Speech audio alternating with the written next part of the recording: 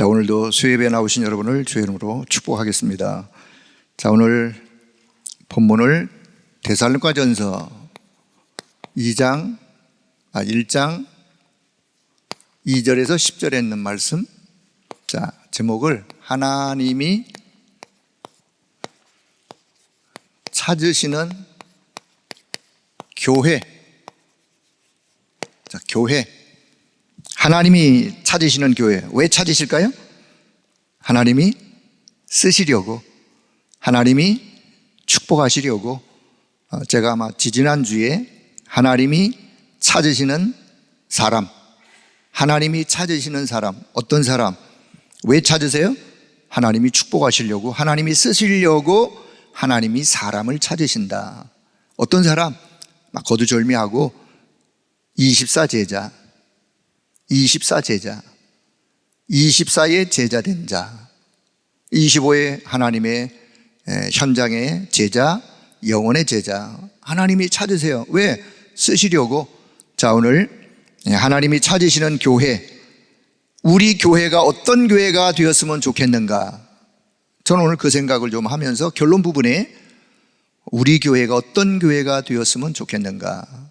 그래야 하나님이 쓰시고 하나님의 찾으심에 발견될 것인데, 그 하나님의 교회가 그런 교회가 되어지면 교회 안에 있는 성도 우리는 또 어떤 자들이 되어야 되는지 말씀 안에서 이제 하나하나 계속 우리가 앞으로도 이제 찾아가야 될 것인데, 자, 오늘 이 내용을 이야기하기 전에, 자, 우리가 이제 사사기에 있는 말씀을 좀 봤는데, 뭐 그냥 사사기 물론 그냥 뭐 이렇게 지나가도 되지만 다시 한번 적용하는 차원에서 요 이야기를 꼭 좀 드리고 싶은 내용이 있어서, 자, 사사기에 나오는 배경의 이야기를, 하나님에게는 실패가 없다.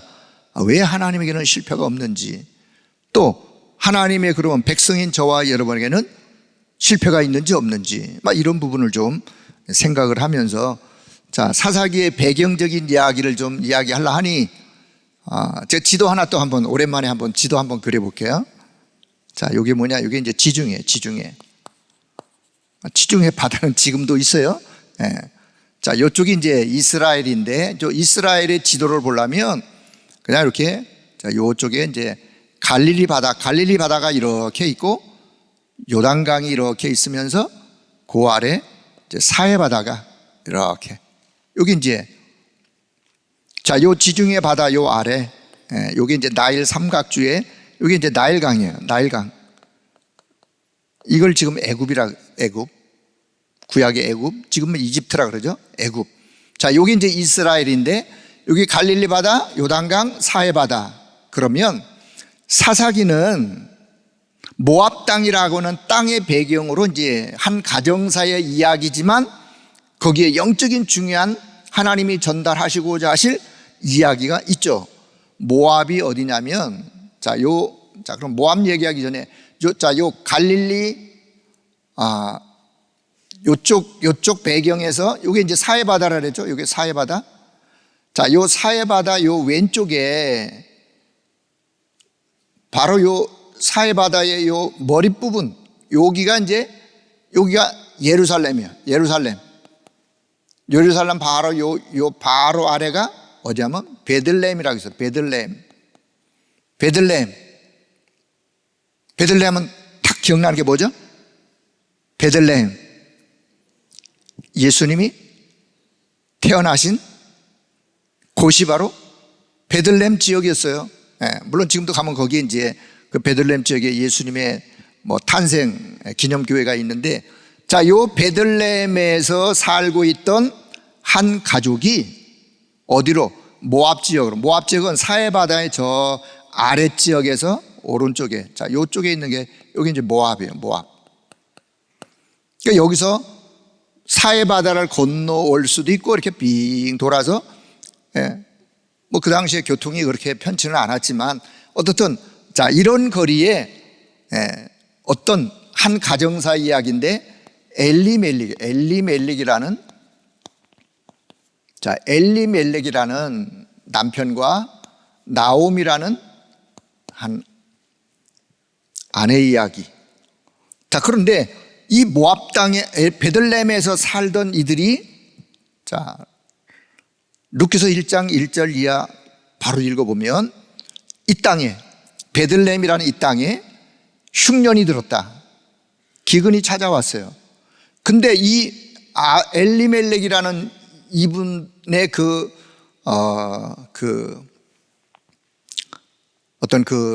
생활 수준이나 이거는 사실은 가난한 집 이야기가 아니에요. 예, 나중에 나오미가 고향 땅으로 다시 돌아올 때 뭐라고 고백하냐면, 내가 풍족한 생활을 하다가 사실은 그것을 내가 가지고 모압 땅까지 오게 되었는데 이제는 빈손으로 돌아가게 된다. 베들레헴에서도 풍족한 생활을 살았었는데 그 땅에 기근이 들므로 인하여 엘리멜렉이 나오미 아내를 데리고 두 아들 말론, 기럨, 요 두 아들을 데리고 요 가정 4명이 이제 모압 땅으로 기근을 피하여 이민처럼 떠난 거죠. 자, 그러는데 가서 얼마 있다가 가장인 엘리멜렉이 사망을 했어요. 뭐 어떻게 사망한지 잘 모르겠지만, 자, 그래서 나오미는 남편을 잃은 이런 어려움 속에 있다가 이 모압 땅에서 내 이 두 아들의 아내를 좀 며느리를 얻어야 되겠다 생각하고, 자, 모압 땅에 있는 두 여인을 이제 또 며느리를 왔습니다. 자, 여기 성경에 보면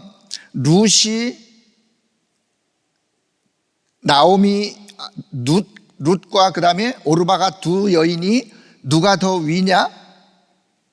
성경에는 조금 좀 잘 이해가 안 되지만, 나오미가 나중에 룻에게 뭐라고 이야기하냐면, 네 동서가 간 것처럼 너도 가라 하는 것으로 봐서 룻이, 그리고 오르바가,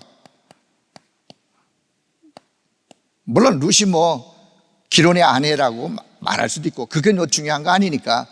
자, 그런데 이렇게 해서 이제 가정을 또 행복하게 살려고 하는데, 이것도 얼마 지나지 않아 한 10여 년쯤 지났는데 큰아들도 죽고 둘째 아들도 죽고 누가 나오느냐? 요 세 여인만 남았어. 세상 사람들이 볼 때는 좀 속된 말로 그냥 이해하세요? 삼과부만 남았어. 그러니 세상 사람들이 볼 때는 어떻게 보겠어요? 또 이 나오미의 심정이 어떻겠어요? 그래서 너무너무 힘든 상황, 사실 이게 어떻게 보면요, 우리 인생사예요. 뭔가 행복한 것처럼 그 행복은 영원하지 않습니다. 잠시 지나가는 거예요. 그래서 결국은 이런 가정사에 어려움이 찾아오는데, 이런 어려움 속에 나오미가 어느 날 결단을 해요. 뭐라고? 그래, 다시 이 모압 땅에서 고향 땅 베들레헴으로 돌아가야 되겠구나 생각하고 두 며느리에게 뭐라고 이야기하냐면, 그래, 나는 이제 자식도 없고 내가 이제 결혼해서 아이를 낳아서 너희들에게 결혼시킬 만한 그런 저기가 없으니까 너희들의 친정집으로 돌아가라. 가서 이제 새로운 삶을 살아라. 그 이야기를 하면서 다시 돌아가려고 할 때, 자, 오르바는 돌아가요. 그 어머니의 이야기를 듣고. 그리고는 룻에게도 이야기해요. 네 동서가 돌아간 것처럼 너도 그다음 네 친정집으로 돌아가라. 그때 이제 룻이 뭐라고 이야기하죠? 이렇게 말합니다. 어머니의 하나님이 나의 하나님이 되시고 어머니가 가시는 곳에 나도 함께 하겠습니다 라고 하는 짧은 한마디의 이 신앙 고백, 어머니의 하나님이. 그렇다면 나오미가, 저는 여기서 무엇을 하나 좀 생각했냐면, 나오미가 이런 어려움을, 가정사에 이런 어려움을 겪으면서도 한 번도 하나님을 원망하거나 탄식하거나 불신앙하는 소리를 두 며느리에게 쏟아놓았으면 두 며느리도 똑같이 그런 영적 상태였을 건데 그러지 않은 것 같아요. 그러지 않았어요. 오히려 이런 어려움 속에도 하나님이 누구신지에 대한 이방 여인, 모압의 두 여인, 이방 여인이에요. 이방 여인이 그래도 이 믿음의 여인의 집에 와서 어머니, 시어머니로부터 복음과 하나님에 대한 말씀을 들으면서 믿음이 자랐어요. 그래서 룻이 하나님 앞에 고백하는 그 고백으로 보아 나오미의 신앙이 어떠하다는 것을 알게 되어져요. 자, 그래서 우리가 오늘 여기, 그래서 우리가 가정사에서 부모가 후대에게, 우리가 불신자 자녀를 며느리로 맞이할 수 있어요. 불신자 자녀 며느리로 맞이했는데 와서 시댁의 식구들의 신앙을 보아 믿음을 갖는다면 전도 아닙니까? 한 가문을 또 새로운 가문으로 바꾸는 거 아니겠어요? 그런 의미에서 나오미의 신앙, 룻의 신앙. 자, 이렇게 해서 다시 두 여인, 이제 오르바는 이제 돌아가고 나오미와 룻이 모압 땅에서 베들레헴으로 돌아가요. 베들레헴으로 돌아갈 때 그들의 마음이 어떻겠어요? 나올 때는 그래도 풍족한 생활을 하다가 기근이 들어서 그래도 다 살림 정리해서 그래도 큰 재산을 가지고 모압 땅까지 갔는데 남편 잃어, 두 아들 잃어, 그리고 한 며느리 데리고 고향 땅으로 돌아간 나오미의 심정이 어떻겠어요? 그래도 이 나오미는 불신앙한 것이 아니라 그래도 믿음을 가지고 하나님 앞에 기도하면서 고향 땅으로 돌아갔어요. 물론 거두절미하고 고향 땅으로 돌아가서 결국은 룻이 남의 집 밭에 가서 논에 가서 이삭 주워가지고 그 보리 이삭, 밀 이삭 이런 이삭을 또 타작해서 겨우 연명하는 그런 생활을 하게 되었어요. 자, 그런데 여기 이제 하나님의 은혜가 이 룻에게 하나님께는 누구를 준비해 놓으셨느냐? 보아스라고 하는 사람을. 보아스. 자, 요 보아스가 누구냐? 기생 라합과 살몬이라는, 기생 라합 아시죠? 가나안 정탐에 큰 역할을 했던 이 기생 라합이 이스라엘 백성들하고 가나안 땅을 점령해 갔을 때 가나안 땅에 가서 살몬이라는 사람과 결혼을 했어. 거기서 낳은 아들이 누구냐? 그게 바로 보아스. 요 보아스가 기업 물을 자인데, 이 설명은 또 많은 해석이 필요한데, 기업 물을 자인 보아스와 룻을 결혼을 해요. 이 상태에서 룻을 볼 때 이거는 하나님의 절대적인 은혜예요. 이방 여인이 구원받아 복음받은 것만 해도 어마어마한 축복인데 지금 보아스를 만나서 결혼을 한다. 이건 이 룻에게는 그 어마어마한 사건이에요. 그런데 이 두 사람 사이에 누가 태어나요? 다윗이 태어나요. 다윗이. 물론 3대 만에 그 밑에 다윗이 태어나요. 요 다윗의 계보를 잇고 누가 태어나요? 예수 그리스도가 태어나요. 자, 마태복음 1장 예수님의 족보에 보면 요 이야기가 자세히 기록이 되어 있어요. 룻기서 4장 맨 마지막 끝부분에 보면 요 이야기가, 족보 이야기가 잘 기록이 되어 있어요. 자, 뭘 저는 말씀드리려고 하느냐? 룻이라는 한 여인, 이방 여인이 뭐예요? 모압 땅은 이방 땅이에요.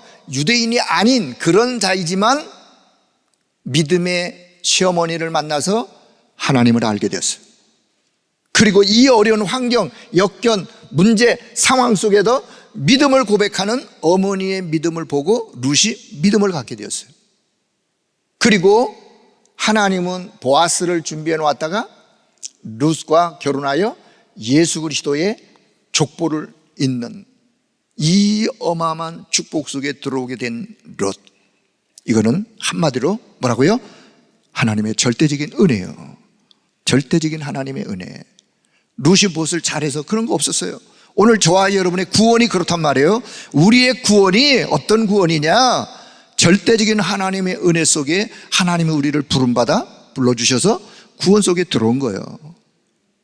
자, 여기서 하나 영적인 교훈을 하나 기억해 주시고, 자, 두 번째.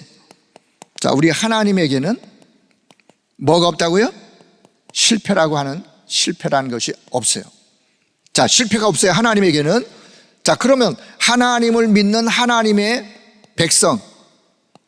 자, 하나님의 백성인 저와 여러분, 나에게는 실패가 있어요, 없어요?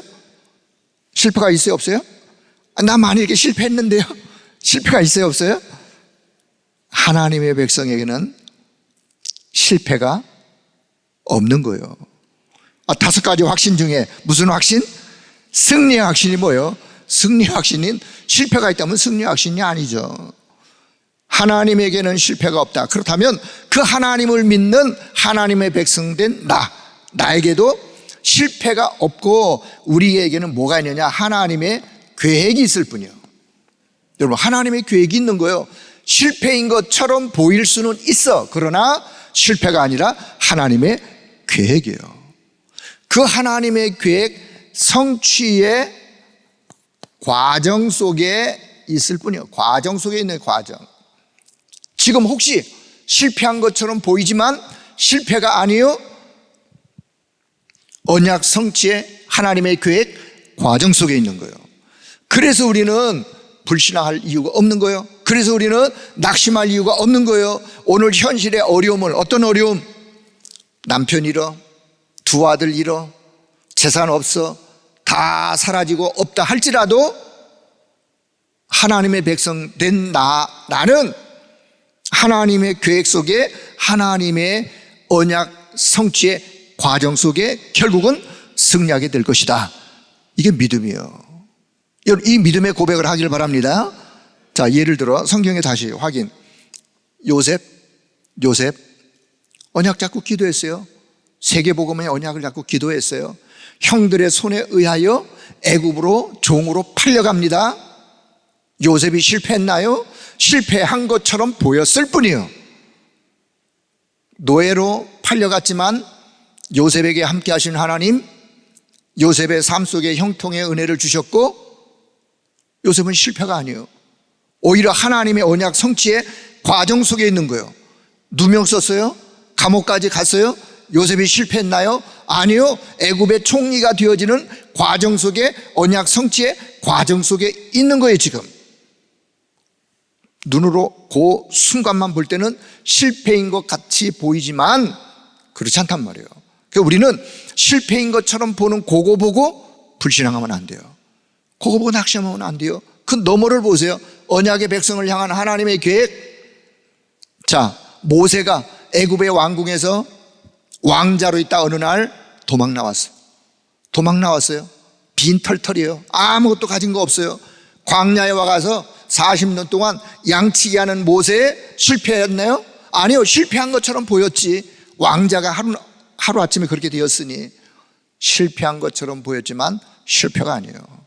하나님은 모세를 통해서 하나님의 계획을, 하나님의 언약 성취를 위하여 하나님이 모세를 쓰시는 하나님의 계획이 담겨 있는 거예요. 사무엘, 어린 아기, 젖먹이 엄마 젖띠니까 어린 사무엘이 출가했어요. 집을 떠났어요. 떠나가지고 엘리 제사장 밑에서 생활하는 이 사무엘이 얼마나 어린 시절이 외로웠겠어요. 엄마 품을 떠났는데 외로운 사무엘, 그런 환경 속에 자란 사무엘이 실패했나요? 아니요. 하나님은 사무엘을 통해서 그 시대를 이끌어갔어요. 모든 성경의 증인들이 그래요. 렘넌트들이. 다윗이요, 왕의 자리에 갔었는데 밑에 반란군이, 아들이 반란을 일으켰어요. 반란군이 합세해가지고 다윗이요, 신발도 제대로 못 신고 도망을 갔어요. 야밤에 그냥 도망가듯이. 도망가는 그 다윗을, 왕을 향해서 시므이가 저주를 합니다. 비루한자여, 막 그냥 악담을 퍼부으면서 그런 소리를 들으면서도 다윗은 하물며 내 아들도 나에게 반란을 일으키는데 하물며 시므이겠느냐, 간두어라. 이 도망가던 다윗이 실패했나요? 그것도 과정이라니까, 과정. 하나님의 계획 성취를 이루는 과정. 그래서 오늘 여러분, 어떤 환경 속에 있더라도, 오늘 혹 어떤 어려움 속에 있더라도 하나님의 백성된 나는 절대로 내 사전에는 실패란 없다 라고 결론 내리길 바랍니다. 실패가 아니요, 하나님의 계획이 담겨 있어서 그 하나님의 계획이 성취되어져 가는 과정 속에 내가 오늘 있을 뿐이다. 그래서 나는 오늘 실패가 없으신 하나님으로 내 안에 충만한 나의 망대가 되도록, 실패가 없으신 하나님으로 그 하나님이 내 안에 충만하여 그런 하나님의 망대 가지고 여정을 가는, 그리고 이정표의 증인의 여정을 가는, 자, 그런 자들로 우리 모든 성도 여러분들 믿음으로 승리하기를 주 여러분 축복합니다.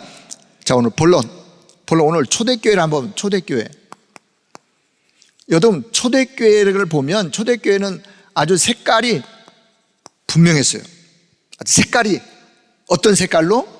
네, 초대교회 오직 예수, 네, 오직 예수,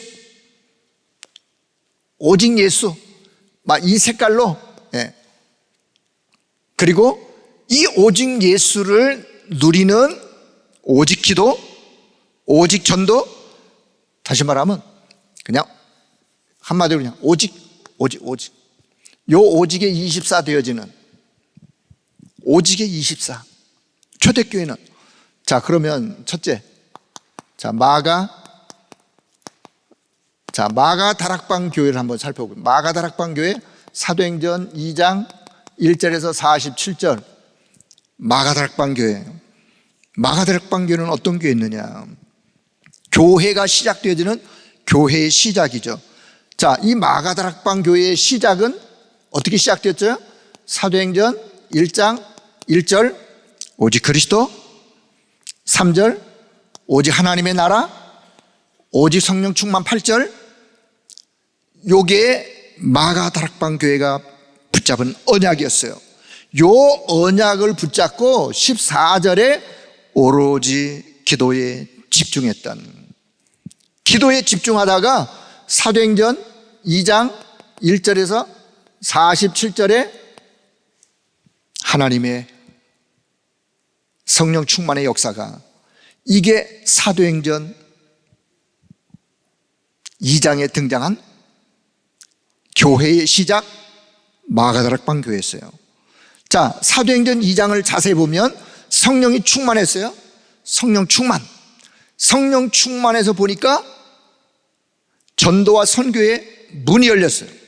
전도와 선교의 문이 열려서 보니까 15나라 사람들이 와 있는 거예요. 이거 벌써 전도와 선교의 문이 열린 거예요. 문이 열려서 나가 보니까 요엘 선지자가 예언했던 말씀이 성취되어지는, 성령의 역사에, 충만의 역사에 그 말씀이 성취되어지는, 그 말씀이 성취되는 그 현장에 누가 세워지더냐? 제자가 세워지는, 3,000이나 되는 제자들이 세워지는, 제자들이 세워지면서 보니까 결국은 현장이 정복되어지면서 말씀운동, 전도운동, 이런 운동이 일어나는 마가다락방 교회의 모습, 이게 교회의 시작이었어요. 자, 두 번째는 어떤 과정을 겪었느냐?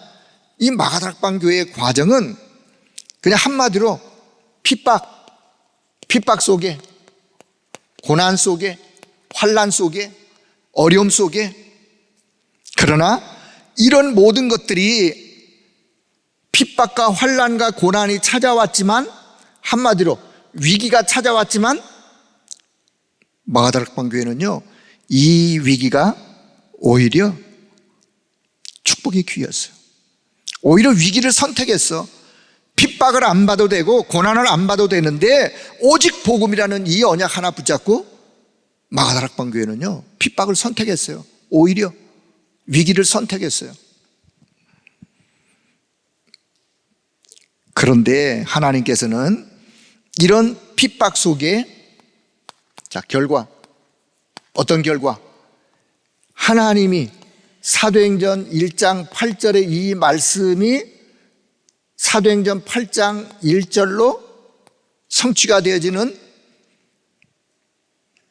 예언의 말씀, 약속의 말씀, 예루살렘에서 시작된 이 복음이 유대와 사마리아와 땅끝까지 증거될 것을 약속하셨는데, 그렇게도 유대인들이 안 들어가던 8장에 와서 사마리아로, 핍박 속에, 환난 속에 흩어져서 어디로 가느냐?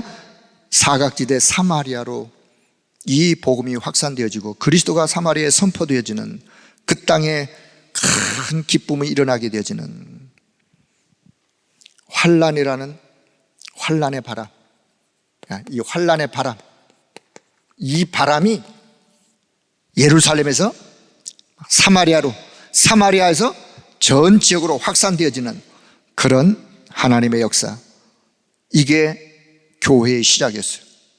한마디로 마가다락방 교회는 확실한 언약 붙잡고 기도하다가 성령 충만 받은 교회, 그러면서 환난과 역경에 많은 어려움이 있었지만 오히려 위기를 선택하고 복음을 증거했던 교회.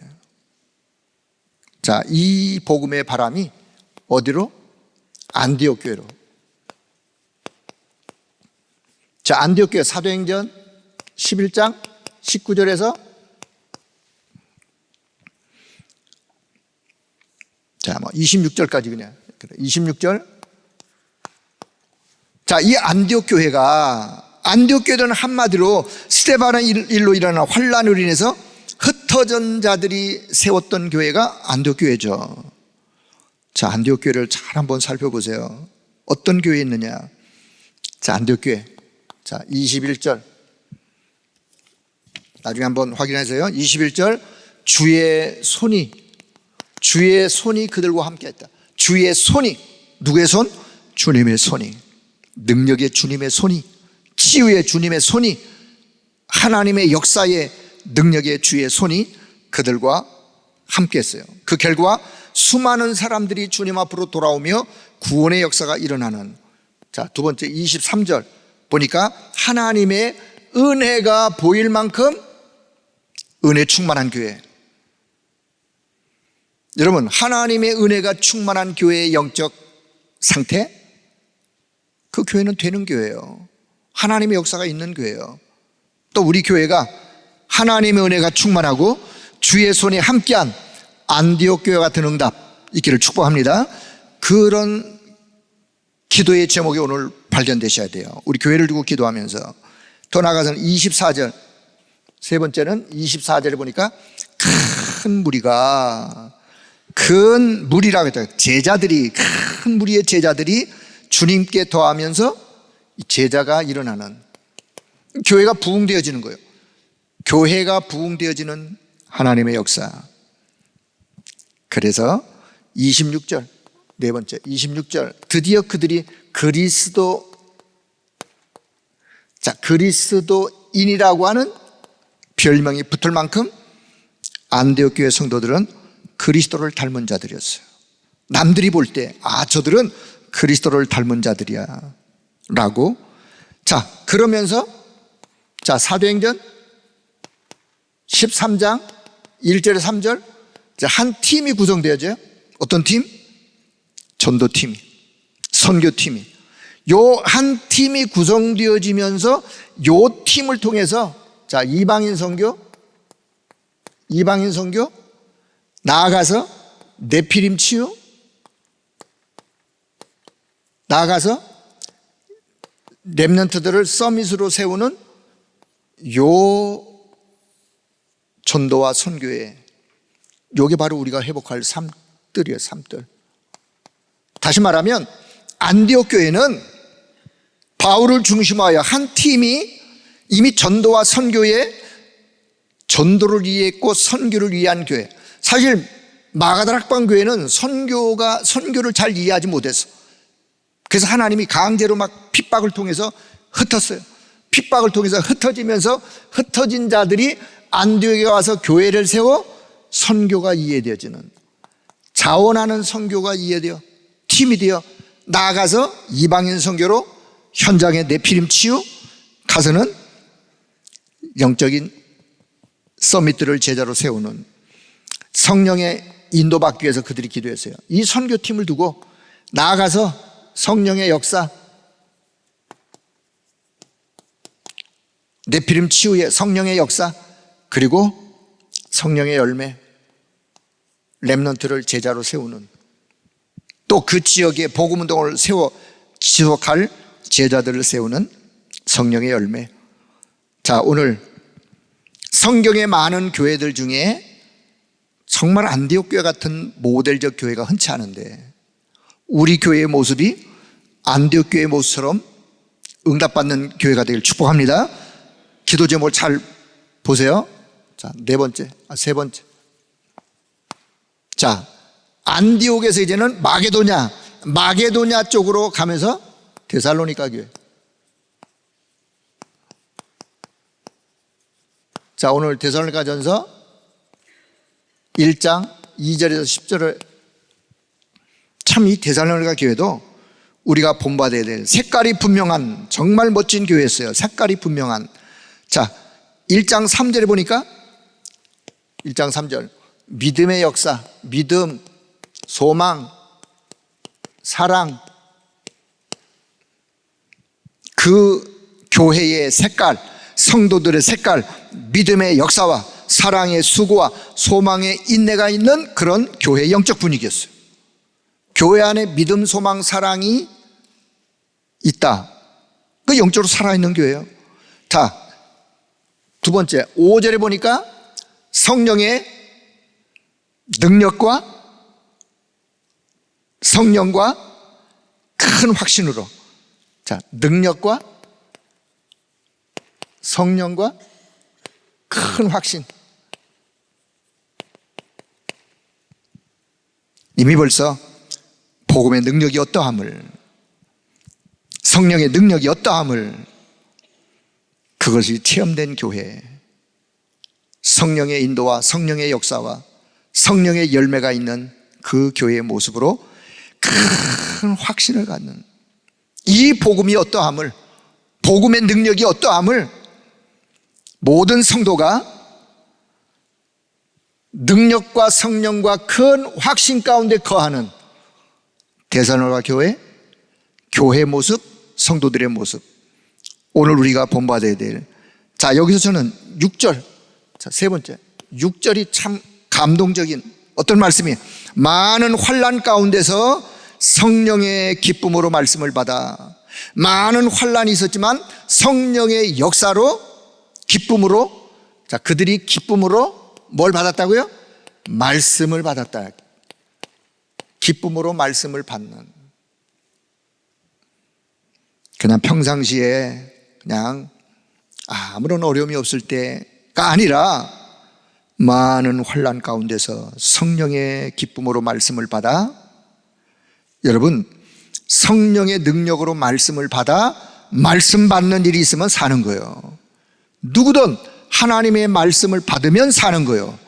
왜요? 우리가 영적인 존재이기 때문에 하나님의 말씀을 진짜로 내가 하나님의 말씀으로 받으면 사는 거예요. 하나님의 말씀을 지나가는 말씀으로 받으니까 말씀의 능력이 내게 미치지 못하는 거죠. 데살로니가전서 2장, 자, 데살로니가 2장 13절 보면 바울 사도가 데살로니가 교회 성도들에게 이렇게 얘기합니다. 우리가 너희를 생각할 때마다 감사하다. 내가 여러분을 생각할 때마다 너무너무 내가 감사하다. 이유, 여러분이 하나님의 말씀을 받을 때에 사람의 말로 받지 아니하고 하나님의 말씀으로 받음이니. 이걸 바울 사도는 너무너무 감사했어요. 하나님의 말씀을 받을 때 사람의 말로 받지 않고 하나님의 말씀으로 받는다. 여러분, 강단의 소중함을 아시길 바랍니다. 강단의 소중함이, 내가, 내 영이 강단과 내 영과는 직접 관계가 있는 거예요. 내가 강단의 말씀이 멀어졌다, 내가 강단의 말씀을 놓친다, 내가 강단의 말씀을 그렇게 중요하게 안 여긴다, 내 영은 병들게 돼 있어요. 왜? 마귀는 그런 자를 그냥 두지 않습니다. 그래서 강단의 말씀이 소중하고 강단의 말씀의 언약을 붙잡고 사람의 말이 아니요 하나님의 말씀으로 받는 요 믿음의 자세가 우리에게 필요한 거예요. 우리 교회 온 성도들 강단의 말씀을 하나님의 말씀으로 잘 받기를 바랍니다. 말씀을 내 것으로 붙잡으셔야 돼요. 그래서 이 말씀이 또한 너희 믿는 자 가운데서 역사하느니라. 그래요. 믿는 자 가운데서 그래서 역사되어지는. 자, 7절 보니까 믿는 자의 본이 됐어요. 그 데살로니가 성도들 보면서 여러분의 믿음이 이 주변의 많은 사람들에게 믿는 자의 본이 되었느니라. 믿는 자의 본이 되어진 요게 빛의 망대요. 남들이 볼 때 저 사람의 신앙과 믿음을 보면서 참 저분은 본이 될 만해. 본이 돼. 빛의 망대, 빛의 망대. 저와 여러분이 현장에서 빛의 망대로 믿는 자의 본이 되어지는 이런 은혜가 있길 바랍니다. 8절에 보니까 8절 뭐라고 바울은 고백하느냐? 믿음의 소문이, 그들의 믿음의 소문이, 소문이 각처로 퍼져서 전 지역으로 데살로니가 이 믿음의 소문들이, 성도들의 믿음의 소문이 각처로 퍼지는, 여러분 믿음의 소문이 퍼지고 믿는 자의 본이 되어지면 빛의 망대인과 동시에 사람들이 모일 수밖에 없는, 그게 플랫폼이에요. 사람들이 모일 수밖에 없는 플랫폼, 파수망대, 빛의 망대. 그리고 그래서 하나님과 거기 모인 자들을 하나님께로 연결하는 안테나의 역할을 하는. 그리고 10절에 예수님의, 여섯 번째 10절 마지막 절, 예수님의 재림을 기다리는 재림신앙으로, 환난 속에서도 다시 오실 주님의 재림을 준비하고 재림을 믿는 재림신앙의 주역들이 모였던 교회, 데살로니가 교회. 여러분 다시 마가다락방 교회, 안디옥 교회, 데살로니가 교회, 요 교회에서 우리가 언약으로 붙잡고 우리 교회가 본받을 바 할 기도 제목, 여러분 잘 찾길 바랍니다. 자, 네 번째 로마 교회. 로마서 16장 1절에서 27절의 말씀을 근거해서 로마 교회. 참 또 로마 교회 하면 그 어려운 핍박과 환난 속에서도 그들의 생명 걸 가치를 발견하고 생명 걸 가치를 발견했기 때문에 생명 건 헌신을 통해서 로마가 복음화되어지는 이런 교회. 자, 어떻게 로마에 복음이 들어갔을까? 여러분 한번 잘 생각해 보세요. 자, 사도행전 2장 10절에 보면 이미 오순절 날 로마에서 온 나그네, 로마에서 오순절을 지키기 위하여 거기에 그 먼 거리에서, 로마가 어디요? 지중해에서, 로마는요 어마어마한 먼 거리요. 근데 예루살렘에 오순절을 지키기 위해서 그들이 왔다니까요. 이미 벌써 로마에 복음이 들어가 있었기 때문에 흩어진 유대인 속에 복음 받았던 사람, 물론 이들 중에 브리스길라 아굴라가 로마에서 온 나그네 속에 포함되어 예루살렘의 오순절에 절기에 지키고 왔다라고도 보는 견해도 있다. 자, 그럼 보세요. 이미 벌써 로마에 이렇게 복음이 들어갔어. 자, 두 번째 사도행전 19장 21절. 자, 사도행전 19장 21절. 바울의 기도 속에 담긴 나라, 바울의 기도 속에 담긴, 내가 이제 로마도 보아야 하리라 라고 언약을 붙잡고 기도하던 바울, 로마라는 나라, 이미 바울의, 전도자 바울의 기도 속에 담겨졌던 그 나라. 왜냐? 그 강대국 로마에 237이 와 있고 그 로마가 지금 흑암 문화를 전 세계로 지금 확산하고 있기 때문에 이 로마가 복음받지 않으면 전 세계가 영적으로 또 어둠의 흑암으로 물들을 것이 바울은 알았어요. 그래서 로마를 두고 기도했던 바울. 자, 사도행전 20장, 세 번째 사도행전 20장 2절하고 3절. 자, 2절 3절. 자, 제가 왜 이 성경 구절을 근거하느냐? 바울이 헬라라는, 고린도 지역을 지금 헬라로 표현합니다. 고린도 지역에 이르렀을 때 석 달 동안을 고린도 지역에 있으면서 무엇을 기록한지 아세요? 로마서를 기록해요. 바울이 지금 전도 여행 캠프 중에 고린도 지역에 이르렀을 때 로마서를 기록해서 로마의 형제들에게 이 로마서를 보낸다니까요. 베베가 그것을 가지고 로마로 전달하는. 다시 말씀드리면 이미 로마 안에 이런 부류의 사람들이, 믿음의 형제들이 있었다는 거예요. 로마서를 보내면서 이 로마 서신이 로마에 있는 기독교인 그리스도인들에게 전달되어지면서 복음이 확산되어지고 많은 사람들이 복음 앞에 돌아오게 되어지는. 자, 사도행전 28장 13절에서 15절. 바울이 이제 유라굴로 강풍을 이제 다 끝내고 로마로, 죄수의 몸이 돼서 이제 로마로 가지 않습니까? 가는데 여기 누가 나왔는지 아세요? 이 지역이 바로 보디올이라는 지역. 보디올이라는 지역에 로마에 있는 그리스도인들이 바울이 온다라는 소문을 듣고 보디올 그 항구로 배를 타고 오니까 마중을 나가서 그 형제들하고 바울이 마주합니다. 성경은 자세히 기록을 안 됐지만 아마 끌어안고 울었을 거예요. 사랑하는 나의 형제들이여, 바울 사도여, 어서 오세요. 우리가 당신이 오기를 기다리고 있었습니다. 당신이 전해주던 로마서의 말씀을 가지고 우리는 믿음을 회복했습니다. 로마서가 기록돼서 그들에게 전달되었는데 그 로마서를 통해서 로마에 이미 복음이 확산되어지면서 보디올에 도착했을 때 비록 죄수의 몸이었지만 바울을 마중 나왔던 보디올의 로마에 있는 형제들. 자, 그러다가 이제 사도행전 28장, 자, 맨 마지막 28장이죠. 맨 마지막 30절, 31절.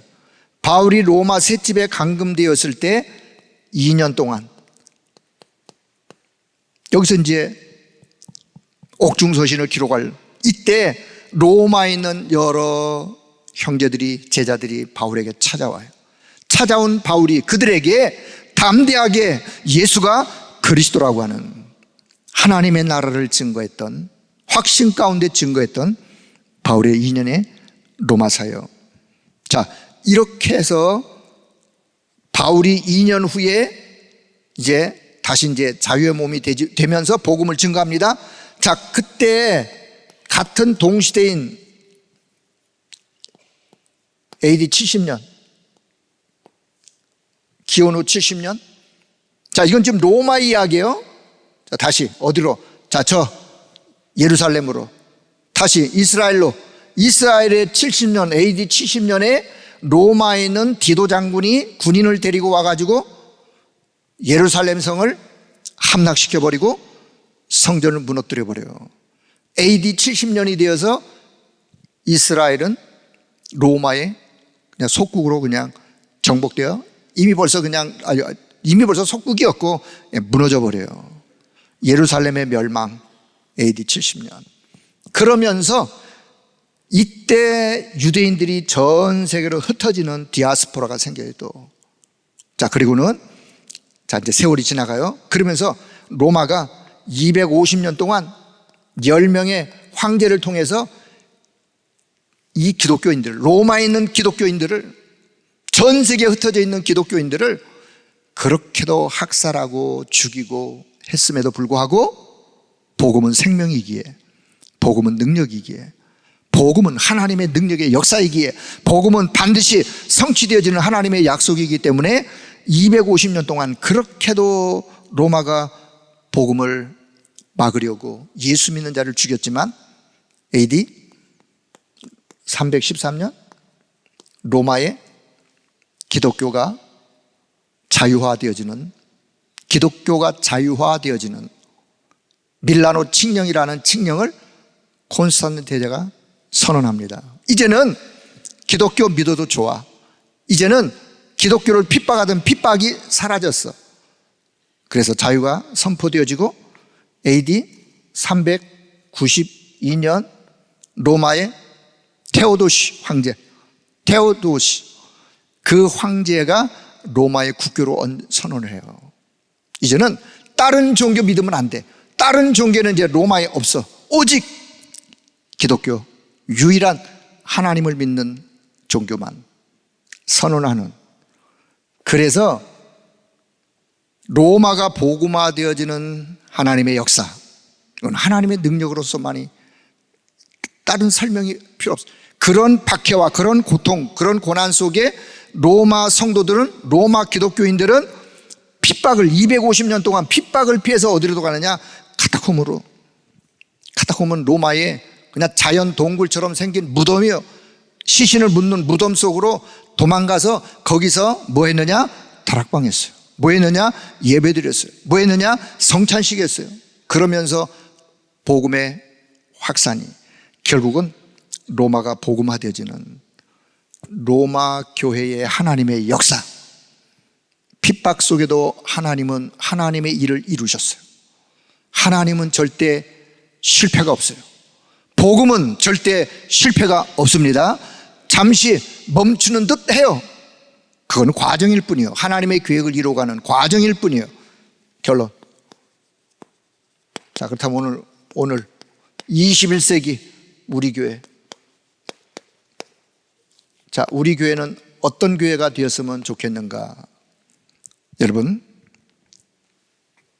질문. 여러분 교회를 사랑하시나요? 교회를 사랑하시나요? 여러분의 집보다 교회를 사랑하시나요? 침 바르고 계세요? 진짜 교회를 사랑하시나요? 여러분, 복음을 사랑한다면, 내가 정말 복음을 사랑합니다, 복음 사랑한다면 여러분 교회를 사랑할 수 있기를 바랍니다. 여러분, 교회를 사랑하는 것 당연한 거예요. 복음 사랑한다면, 내가 정말로 복음을 사랑한다면, 교회를 사랑한다면, 자, 초대교회 응답이 우리 교회에 응답으로 주어지기를 기도할 수 있기를 바랍니다. 기도하세요. 하나님, 마가다락방의 역사하신 하나님, 안디옥 교회 역사하신 하나님, 데살로니가 교회 역사하신 하나님, 로마 교회 역사하신 하나님, 복음의 능력은 이토록 어마어마하고, 하나님은 지금도 말씀을 성취해 가시고, 하나님에게는 절대로 실패가 없는데, 이 복음의 역사 속에 하나님, 우리 교회가 여기까지 오게 되었습니다. 우리 교회를 사랑하는 분들이, 전 성도가 교회를 사랑하고, 교회가 하나님이 원하시는 것으로 하나 되어지고, 그래야 되지 않겠어요? 그러려면 초대교회의 모습을 보고 그 초대교회의 모습에 응답을 받으시면 되는 거예요. 자, 그러면 두 번째, 그렇다면 지금부터 잃어버린 것 회복하는 회복의, 교회 회복의, 여러분, 교회 회복의 증인으로, 교회 회복의 주역, 교회 회복의 증인으로 쓰는 여러분 모두가 되길 축복합니다. 증인을 써야 돼요.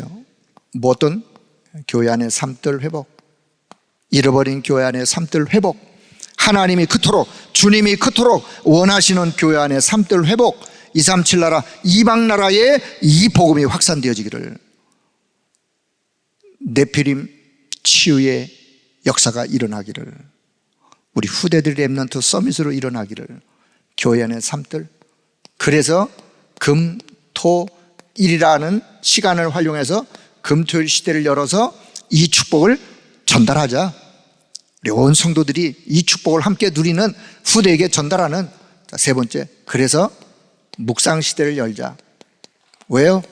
21세기 흑암 문화로 온통 세상은 다 흑암으로 잠식되어 있기 때문에 묵상 시대에 열어서 하나님의 말씀으로 치유받고 회복하자 라고 하는. 자, 세 번째, 이제 앞으로 우리가 이제 혼란한 시대, 영적으로 혼란한 시대,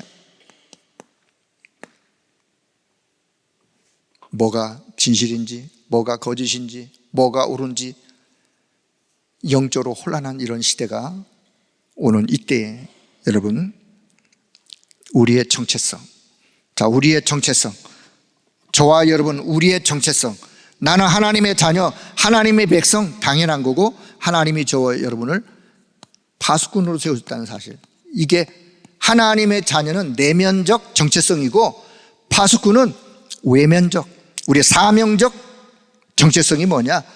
파수꾼이에요. 하나님이 우리를 파수꾼으로 불렀어. 시대의 파수꾼, 현장의 파수꾼. 파수꾼에는 뭐가 있어야 돼요? 망대가 있어야 돼요. 그래서 하나님의 절대 망대로 내가 세워지고 여정을 가는, 그리고 이정표의 응답을 나도 내 간 여정 속에, 걸음 속에 발자취를 증거로 남기는 그런 하나님의 은혜가, 하나님의 역사가 저와 여러분의 길을 주의 이름으로 축복합니다. 자, 지금부터 기도하는 여러분은 교회를 위하여 정말로 기도할 수 있기를 바랍니다. 교회를 생각하면 마음이 그냥 우리해요.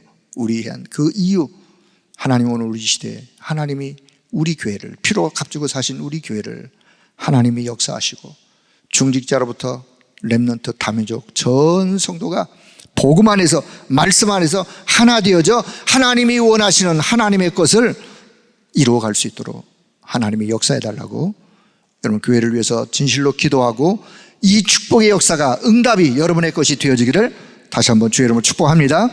하나님의 은혜를 감사합니다. 한 시대를 살리기 위하여 하나님은 우리에게 말씀을 주시고 몸된 교회를 통해서 하나님이 원하시는 가장 소중한 것을 이루어 갈 수 있도록 우리에게 먼저 말씀 주시고 응답 주시고 역사하셨던 하나님의 은혜를 감사합니다. 우리 온 성도가 복음 안에서 원리스 되어져 시대의 하나님의 최고의 계획을 이루어갈 수 있도록 주님이 역사하여 주옵소서. 하나님에게는 절대로 실패함이 없기 때문에 하나님을 믿는 하나님의 자녀된 하나님의 백성, 우리의 가는 인생 여정 속에도 실패는 없기에 오직 하나님의 절대적인 계획만, 그 계획 성취에 하나님의 역사만 있을 뿐임을 믿고 오늘도 그 과정 속에 있다는 사실을 기억하며 한순간도 낙심하지 않도록, 불신앙하지 않도록 우리 모든 성도들을 능한 손으로 붙들어 주옵소서. 또 믿음으로 충만한 그런 하나님의 은혜가 우리 온 성도들의 가는 걸음 속에, 현장 속에 있도록 주님이 역사해 주시기를 간절히 소원하오며 우리 주 예수 그리스도의 이름으로 기도드리옵나이다. 아멘.